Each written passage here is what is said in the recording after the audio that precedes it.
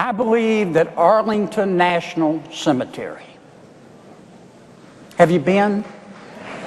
If you haven't, go. If you've been, go twice. Go again. I believe that Arlington National Cemetery contains 400,000 reasons why you should stand your ass up for the national anthem.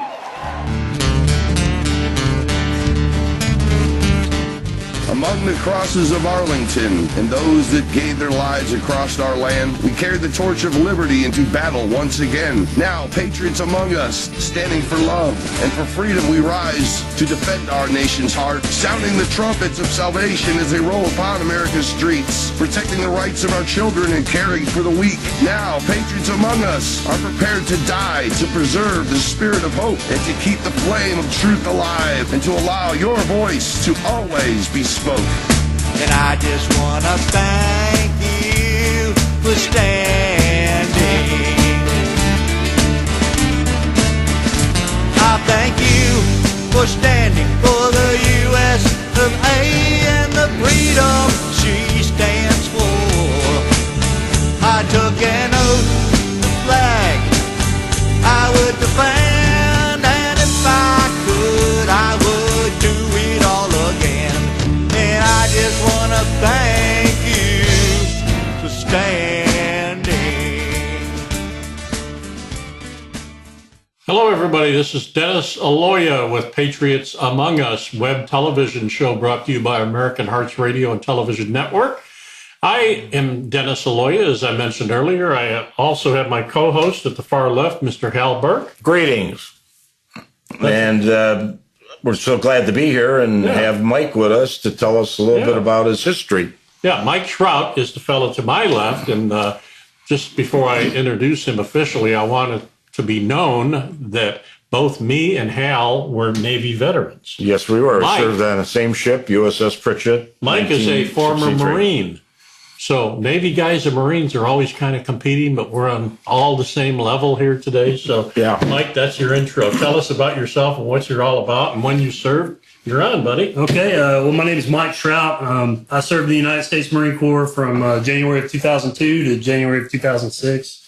I've got 4 combat tours. I give credit to 3 because there were only really 3 tours. I did 2 in Iraq. The initial invasion of Iraq in 2003. I left on the Kearsarge. We got to Kuwait in February. In March, the war kicked off, pushed all the way up Al-Numaniyah, and Al-Qut. And then on the way home, we did Shining Express in Sierra Leone and Liberia. And then I did 6 countries in Eastern Africa. And my final tour was Fallujah, Iraq. Wow. Well, you've seen all the... what should I say, the garden spots of the world, right? Yeah, hot spots. Yeah. That's impressive, man. You've been probably have more sea miles than I have, and I served for 2 years on 3 different ships. Hal, welcome home. Yeah, welcome home. Thank you for your service. Yeah. Thank you for your And what we represent here is I served 1961 to 67. And we're the old veterans, so to speak, from the Cold War. And here we have the new veteran joining us and sharing his experiences. And it's a brotherhood. And we're so thankful to have this opportunity to visit with Mike. Yep.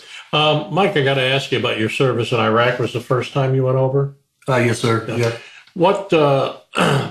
What was your MLS or your job at that time? I was 0621 field radio operator. Okay, so you were out in the field with the grunts. Battery operated grunt. Battery operated grunt. I like that. I'm sure without getting into specifics, you saw your share of combat operations there. Mm-hmm. Yes, sir. Yeah. Yep.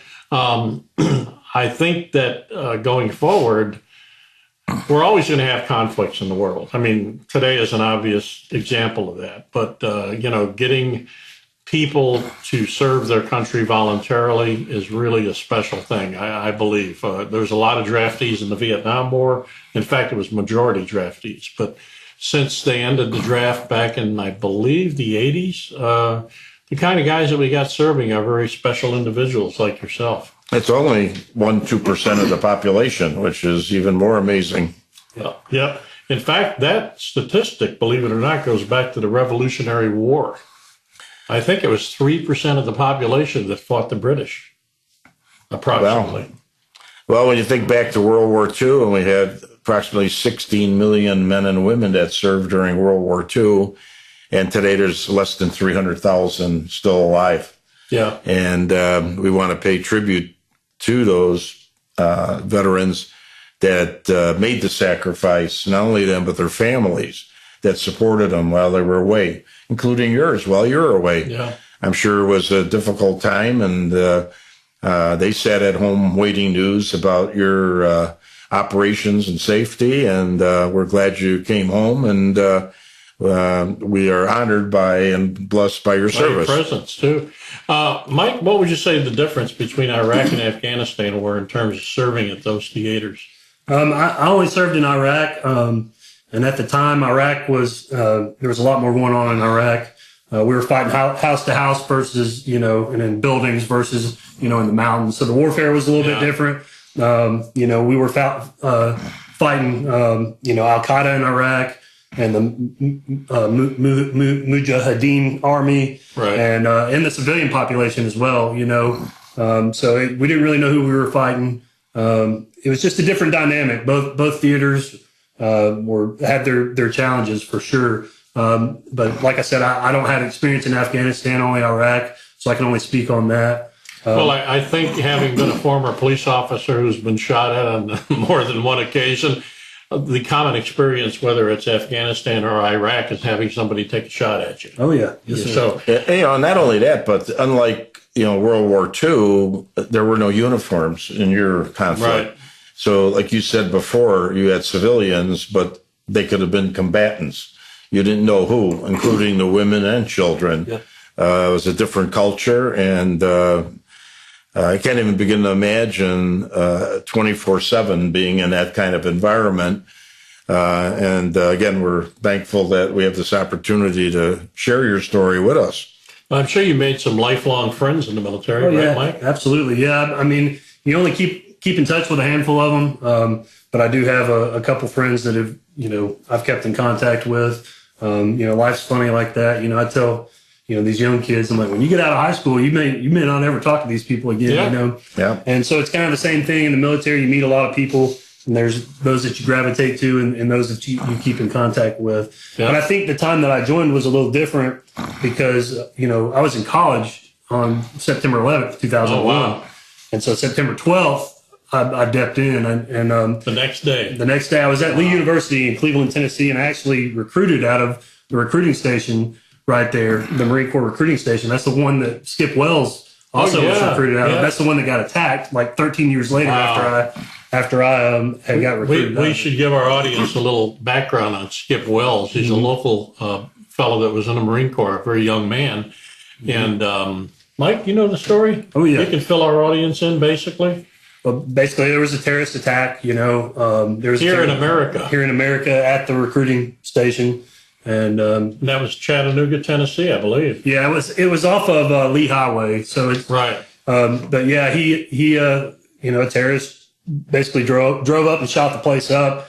And Marines, when they're not on base or not on duty, they're not carrying any weapons on them. They're there to recruit people. They're not there walking around in full body armor and he was unfortunately killed on that day, and there were some sailors that were killed as well. Yeah. It wasn't just Skip Wells. Right. Terrorism is everywhere. It could be anywhere. It could be everywhere. It is everywhere, just in different forms. Mike, when you came, when you finished your service with the Marines honorably in Semper Fi, of course, what did you do when you came home? Did you? I know you joined the fire department. Was that your goal? The transition's really hard, especially, my first job, I moved to New Jersey. I was chasing a girl. It didn't work out. I have an awesome wife now for 11 years, so I found the right one. But I went to, New Jersey, and I was working, construction. And, the transition was hard. I didn't really like civilian life. I felt like civilians, in the Marine Corps, we would call them nasty civilians because, they were just nasty, I guess. And then that's what it really appeared to be when I got out. People were just lazy and did more work to get out of work than actually doing the job. Yeah. So it was a really hard transition, and you can't communicate with like civilians like you do in the, other Marines. You know, it's totally different, you know, and so I was wired different and wound up moving to Georgia, doing construction. The bottom fell out and almost went back in the Marine Corps. One of my best friends from the Marine Corps, Brian Conrad, he's a Chicago fireman. Oh. You know, he told me, he's like, Shrout, you know, you need to go and look into the fire department, man. You'd love it. So, you know, divine intervention. I was going to go back in the Marine Corps. Every department in the greater Atlanta area was hiring, and I got hired on first shot. So, you know, that the rest is history. I've been a fireman for 15 years now. And today your rank is? Lieutenant, but that don't matter. I'm a fireman. Did your ranks go higher in the fire department than they did in the Marine Corps? Oh, yeah. Okay. Now, are you my son-in-law is a fireman out in Arizona, and he's driving the crash truck at the airport, you know, in case of a plane crash. You know. So what is your position with the fire department? Are you driving the truck, the engineer, or whatever they call that? Or basically, it starts out you're a firefighter, then you move up to FAO, which is fire apparatus operator. That's what you're driving.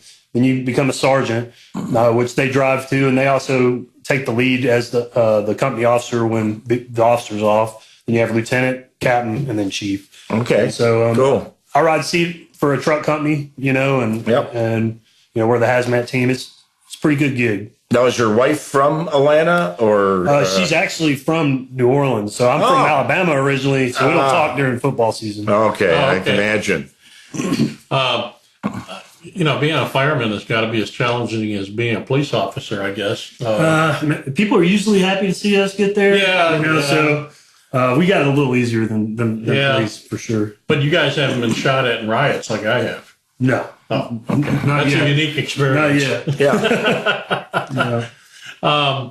Well, folks, I think we're about to take a short commercial break here, but we will be back with more from Mr. Mike Shrout, Mr. Hal Burke, my co-host.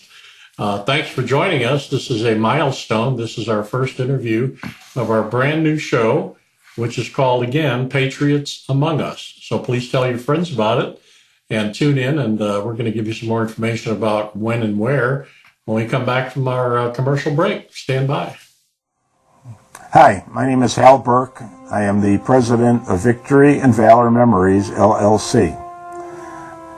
I give historical presentations about the 5 Sullivan brothers from Waterloo, Iowa, that were killed in the Battle of Guadalcanal during World War II aboard the USS Juno, and the historical connection to Alfred Eisenstadt's iconic photograph of the kissing sailor photographed in New York Times Square on VJ Day. I'd be happy to talk to you about giving a historical presentation. Would you please contact me at hbarep@att.net or 708-387-7779. Thank you. Hey, how's it going? Welcome to Joint Venture Studios. My name is Mike Shrout, and I'm here with America Hearts Radio. We're recording a podcast today. I do mostly music, but I have done VO for movies and things like that.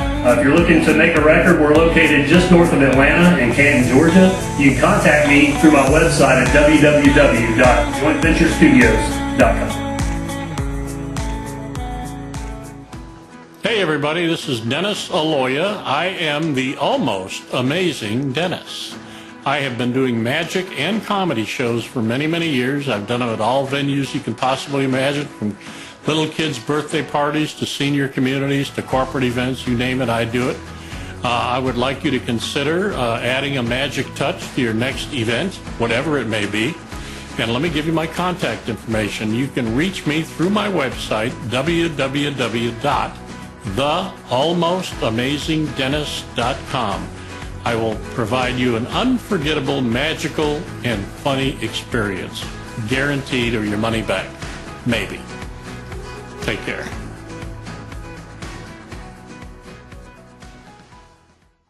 Hey, welcome back, everybody. This is Dennis Aloia again with American Hearts Radio's brand new show, which is Patriots Among Us. And my guest is Mr. Mike Shrout, former Marine that served in Afghanistan. And to his left, Excuse me. Once a Marine, always a Marine. That's right. Sorry. Not a former Marine. Yeah, you're never a former Marine. Yes. My mistake. Thank you for pointing that out. You know, This is Hal Burke. He was only hired to keep me honest. I know. I got to keep him straight and narrow. I have a question for Mike. Is that okay, or do you have something you want to ask? No, that's okay. Go ahead. You're on. Okay, thank you. In the first segment, we covered the fact that Mike is a combat veteran from Iraq, several tours. Since then, he's been a fireman here in Canton, Georgia. And, you had a very positive transition from the military into civilian life, and you're doing something very positive, of course, being a first responder. But in today's world... And thank you for your service. Thank you for your service. We appreciate it. Thank you for you guys. Sure. But in today's world, we hear so much about homeless veterans, suicide, being a big concern of veterans and suicide prevention. Is there any place or any message you'd like to give to folks out there that might have a veteran that has a situation like that could get some help? I think the best thing is, to lean on your brothers, or sisters, that you serve with. That's a good way because they can automatically relate to you. But for some, they need to get more professional help through the VA. They have the Veterans Crisis Line, and I apologize, I don't know the number by heart, but I did pull it up here. It's 1-800-273-8255. 1-800-273-8255, and you press the number 1. There's always somebody there to answer the phone 24 hours a day. Is that the suicide prevention line? Yeah, it's called the Veterans Crisis Line. Oh, Veterans Crisis Line. Yeah, so Yeah. basically if you're, needing somebody to talk to, you can do it instantly, with that. But I encourage anybody that's having issues and struggling to get help, Yeah. I know from my generation of Marines, that was very much frowned upon. It was here's a Motrin, take a knee, drink water, and shut up and rock on. Yeah. Right. But suppression of memory is a funny thing. And as you get older, things start affecting you differently. You start viewing the world differently. Yeah. And instead of going on a self-destructive path, I think it's better to seek out help. There's no shame in that. Absolutely. It takes more of a man to do that, or more of a woman to do that than it does to, end your life. Yeah. In World War II, they called it battle fatigue and shell shock. And fast forward to today, and you can imagine the horrors of war. I remember my uncles talking about the South Pacific with the kamikazes hitting the ships, and I can imagine with the suicide raids there in the areas that you fought in and served in. I would also add, besides the Veterans Administration, to reach out to your local American Legion and VFW. Good point. And they have sometimes local assistance, immediate, or sometimes you may have to wait with the VA. But the local American Legions and VFWs have sometimes a little quicker service. Plus, you're dealing with the veterans right there at the local level, not some bureaucrat. Good point. Hal and I both recently joined a new VFW post here, American Legion post. And great bunch of fellows. In Marietta. Yeah. Post Marietta, 29. Georgia. And they have a very vibrant post with a lot of great guys that served in different eras. And we also joined something called the Vietnam Veterans Alliance recently. Yes. And the speakers they have are 5-star. They have a speaker every month, and it's always a subject that's important to the veterans. It's the last Thursday of the month, and the past 3 have been outstanding.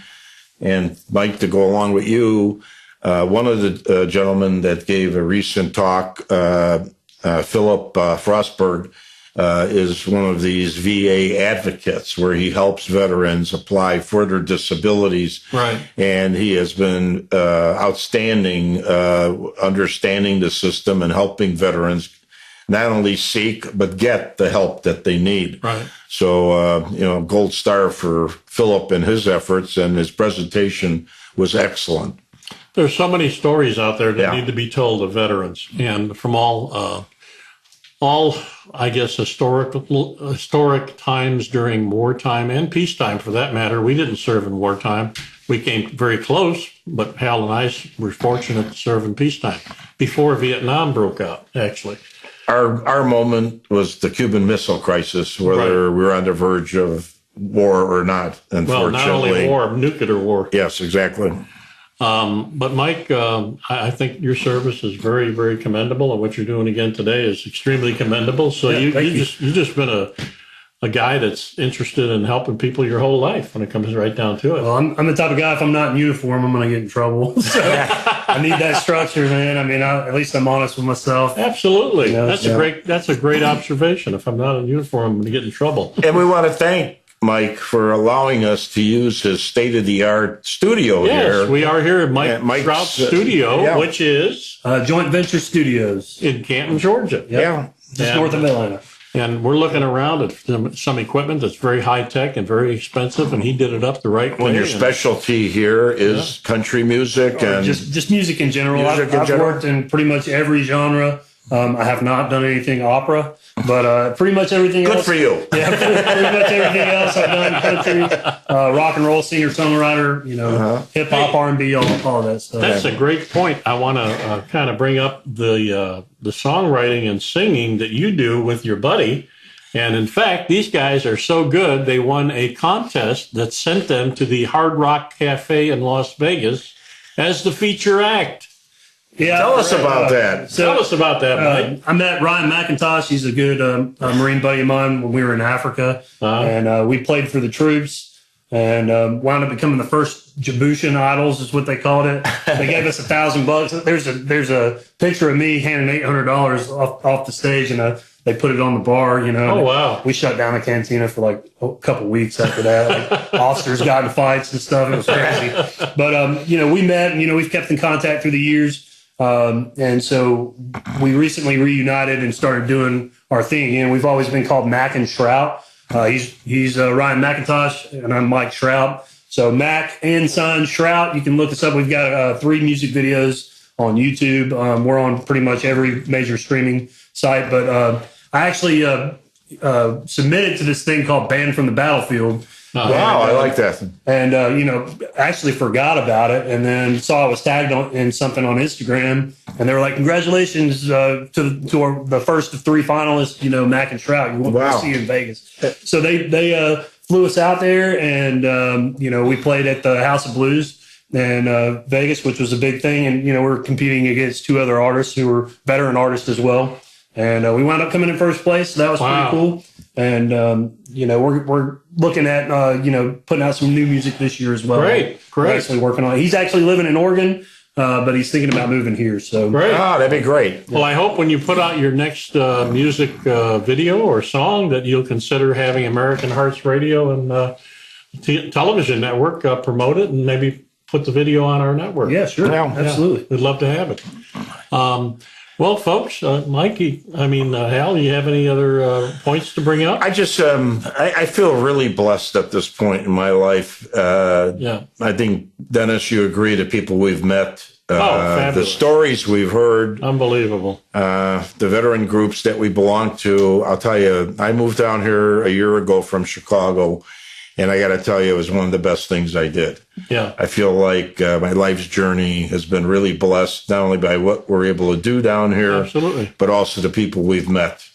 Well, I think our mission is to leave a legacy. Yes. Of service. Yes. And to thank those that not only were behind us, but ahead of us. Exactly. And to try to educate the younger kids that are not getting the history lessons in the school. It's like what you said in the previous segment, military service is a common thread between generations. Absolutely. And we need to bring that to our younger people and through stories like Mike Shrout has and other fellows.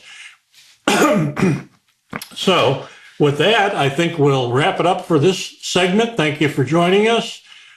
Please keep on the lookout for any announcement we might have about our next show. We look forward to having you back. Hal, you want to? I guess I'm really excited about the journey ahead. I really look forward to visiting with some amazing people and some of the stories we've heard should be made into movies. Absolutely. Unbelievable. Some of the World War II veterans that we've had the honor of meeting, their stories, the Vietnam veterans, their stories were untold, need to be told, need to be respected and honored, and they have to get their welcome home. Great comment. Mike, thank you so much for Thank you, sir. joining us Thank as you for our your service. first Thank guest you. on our brand new show. Thank you. Thanks, folks. We'll see you soon. Bye-bye. I took an oath to flag. I would defend